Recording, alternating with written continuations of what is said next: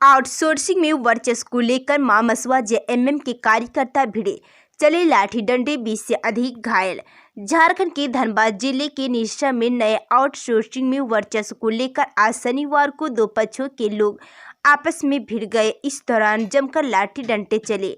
सूचना मिलते ही पुलिस मौके पर पहुंची और स्थिति को काबू में करने के लिए लाठीचार्ज किया। इस दौरान कई लोग घायल हो गए। इसका इलाज अस्पताल में चल रहा है। बीसीसीएल में दाहीवाड़ी आउटसोर्सिंग में वर्चस्व स्थापित करने के लिए मामसुआ झामुमो के कार्यकर्ता आपस में भिड़ गए। इस दौरान जमकर लाठी डंडे का प्रयोग किया गया। इसमें 20 से अधिक लोग घायल हो गए।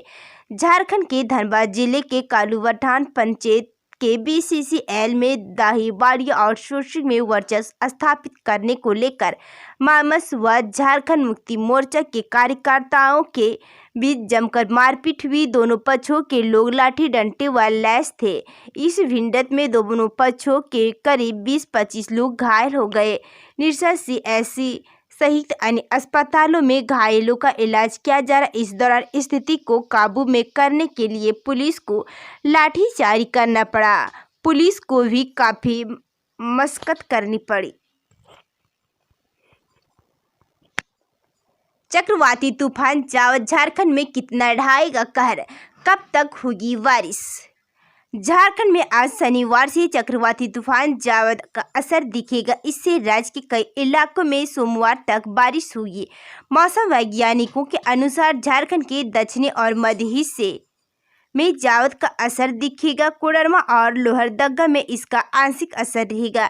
जावद के कारण ठंड बढ़ेगी। इधर बेंगलुरु कैंट हटिया एक्सप्रेस 7 दिसंबर को रद्द कर दी गई है। मौसम विभाग के अनुसार चक्रवाती तूफान जावद के कारण तूफान में भी बदलाव होगा और अधिकतम तापमान घटेगा। वहीं न्यूनतम तापमान में बढ़ोतरी होगी। इससे ठंड का एहसास ज़्यादा होगा। अधिकतम और न्यूनतम तापमान में 3 से 4 डिग्री सेल्सियस का अंतर रह जाएगा।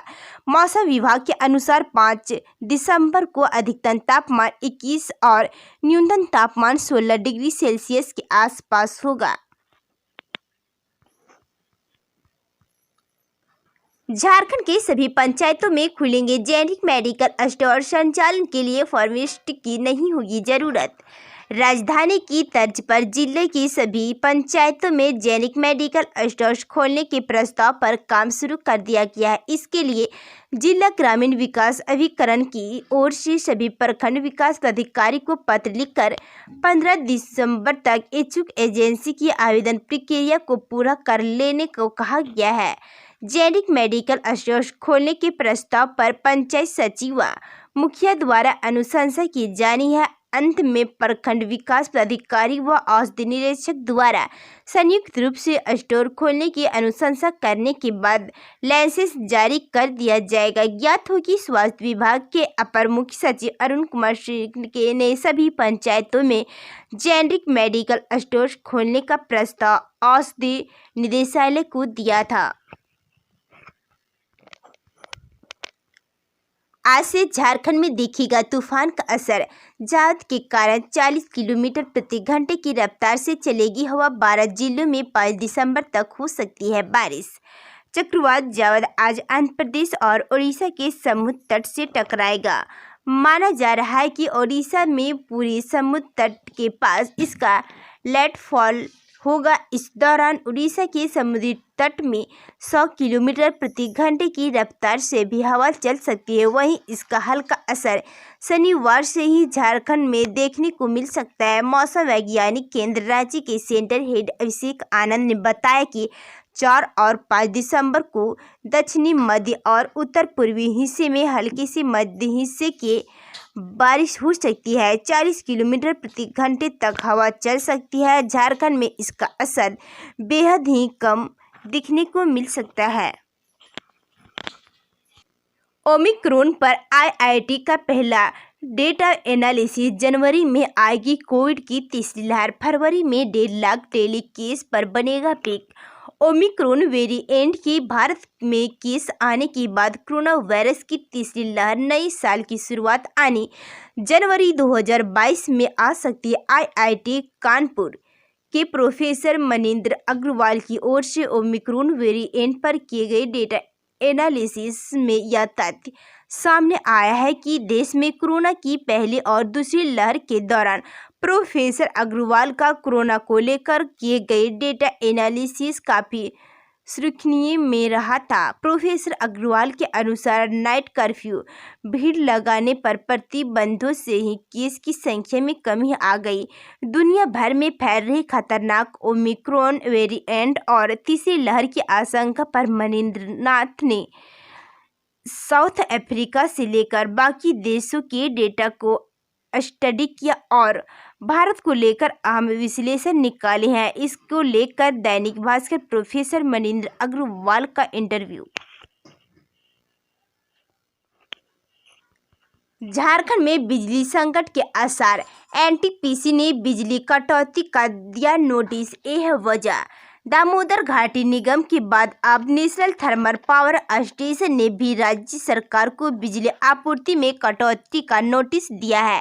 एनटीपीसी का 122 करोड़ का भुगतान बकाया। एनटीपीसी ने 122 करोड़ रुपए बकाया को लेकर दिए नोटिस में कहा है कि यदि भुगतान नहीं किया गया तो बिजली आपूर्ति में कटौती की जाएगी। नोटिस के बाद जेबीवीएनएल ने एनटीपीसी को भुगतान की कावियाद शुरू कर दी। जानकारी के मुताबिक एनटीपीसी का बकाया सोमवार को भुगतान कर दिया जाएगा, लेकिन यह आश्वासन भर नहीं है। एनटीपीसी इसका इंतजार कर रहा है। डीवीसी द्वारा आपूर्ति में कटौती के बावजूद भुगतान नहीं हो पाया है। बता दें कि झारखंड को एनटीपीसी प्रतिदिन 800 मेगावाट बिजली आपूर्ति करता है। एनटीपीसी की ओर से कटौती होने पर राज्य में बिजली का संकट गहरा पड़ सकता है, क्योंकि अपने कमांड एरिया में डीवीसी पहले से ही बकाया भुगतान को लेकर कटौती कर रहा है। दूसरी ओर डीवीसी आपूर्ति क्षेत्र में बिजली कटौती से लोगों की परेशानी कम होने का नाम ही नहीं ले रही। डीवीसी ने 2173 करोड़ रुपये बकाया को लेकर 6 नवंबर से अपने कमांड एरिया के जिलों चतरा, रामगढ़, बोकारो, कोडरमा, हजारीबाग और धनबाद में कटौती शुरू कर रखी है। डीवीसी 600 मेगावाट की आपूर्ति करता है और बकाया भुगतान नहीं होने के कारण 300 मेगावाट की कटौती का अल्टीमेटम देकर कटौती कर रहा है। सिपाही भर्ती परीक्षा प्रणाली में बदलाव करेगी झारखंड सरकार। सीएम हेमंत सोरेन ने किया ऐलान। मुख्यमंत्री हेमंत सोरेन ने शुक्रवार को ऐलान किया है कि राज्य में सिपाही भर्ती में पहले शारीरिक और बाद में लिखित परीक्षा होगी। इसके लिए सरकार नियमावली में बदलाव कर रही है। कहा कि पूर्व की सरकारों ने पुलिस की छोटी सी नौकरी के लिए लिखित परीक्षा अनिवार्य कर दी थी, लेकिन अब सरकार ने नए नियम बदल दिया है, जिसमें नौकरियों को करने के लिए शारीरिक क्षमता होगी। उनकी क्षमता दक्षता देखकर पुलिस की नौकरी दी जाएगी। ये बात सीएम ने चाईबासा के टांटो स्थित श्री कासिया में आयोजित आपके अधिकार आपकी सरकार आपके द्वार कार्यक्रम के दौरान कही। इस अवसर पर 1 करोड़ से अधिक राशि की परिसंपत्तियों का वितरण एवं 7 करोड़ से अधिक राशि की योजनाओं का शिलान्यास और 1 करोड़ से अधिक राशि की योजनाओं का उद्घाटन हुआ। मुख्यमंत्री ने श्री गासिया के शहीद स्थल में वीर शहीद फोटो हो एवं अन्य शहीदों को नमन किया। मुख्यमंत्री ने कहा कि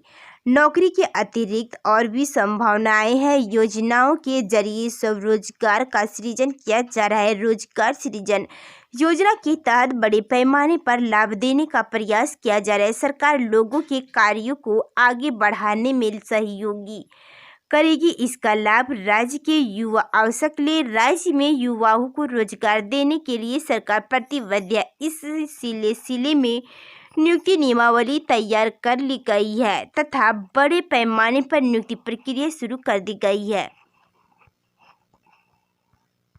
15 दिसंबर से शुरू होगी धान की खरीद। मंत्री बोले किसानों को तुरंत मिलेगी 50% राशि। झारखंड सरकार ने 15 दिसंबर से राज्य में धान की खरीद शुरू करेगी। धान देने वाले किसानों को 50% राशि का भुगतान तुरंत कर दिया जाएगा, जबकि शेष राशि 3 महीने के अंदर देने की कोशिश होगी। इसकी जानकारी राज्य के खाद्य आपूर्ति और वित्त मंत्री डॉक्टर रामेश्वर उरांव ने दी। डॉक्टर रामेश्वर उरांव ने कहा कि झारखंड में 15 दिसंबर से धान की खरीद शुरू हो जाएगी। इसके लिए राशि का इंतजाम सरकार कर रही है। इसके लिए SBI और बैंक ऑफ इंडिया से लोन लिया जाएगा। डॉक्टर रामेश्वर उरांव ने स्पष्ट किया कि राज्य सरकार किसानों को न्यूनतम समर्थन मूल्य का लाभ उपलब्ध कराएगी। व्यापारियों का इसका फायदा नहीं मिलेगा। सरकार ने इस वर्ष यह निर्णय लिया है कि अधिकतम 200 क्विंटल धान खरीदारी की जाएगी। सरकार का उद्देश्य छोटे और मझोले किसानों को MSP का लाभ उपलब्ध कराना है। व्यापारियों को लाभ नहीं देना होगा। पिछले वर्ष असीमित मात्रा में धान की खरीद हुई थी, इसलिए इस बार यह फैसला लिया गया है।